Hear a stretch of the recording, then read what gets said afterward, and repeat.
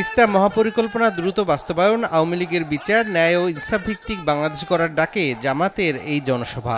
শনিবার সকালে লালমনিরহাটের কালেক্টরেট মাঠের কর্মসূচিতে জেলার বিভিন্ন এলাকা থেকে মিছিল নিয়ে যোগ দেন নেতাকর্মীরা।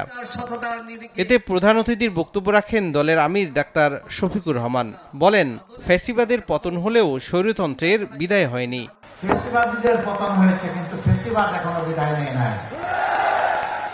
এখনো বাংলাদেশের মানুষ এক শ্রেণীর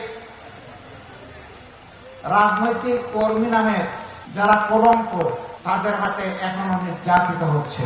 তারা ভয়াবহ চাঁদাবাজের তাণ্ডবে তারা অতিষ্ঠ। ইতিমধ্যে জনগণ প্রতিরোধ করতে শুরু করেছে। হাতীবান্ধা সীমান্তে বিএসএফের গুলিতে নিহত হাসিনুরের কবর জিয়ারত ও পরিবারের সঙ্গেও সাক্ষাৎ করেন ডাক্তার শফিকুর রহমান। বলেন, ভারতকে সীমান্ত হত্যার বিচার করে বন্ধুত্বের প্রমাণ দিতে হবে। ফেলানির বিচার এখনো পেলাম না, আরো অসংখ্য সীমান্ত হত্যার বিচার পাইনি। আমরা ভারতের কাছে আহ্বান জানাবো, অন্তত এই বিচারটা করে প্রমাণ করেন আপনারা আমাদের বন্ধু।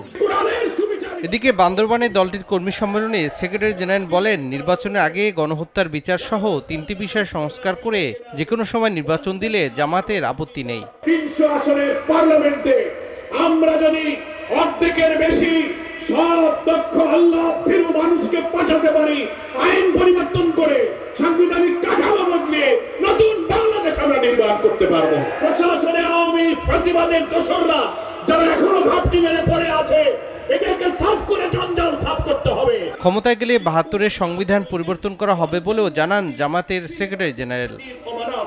তৌফিক মাহমুদ, সময় সংবাদ।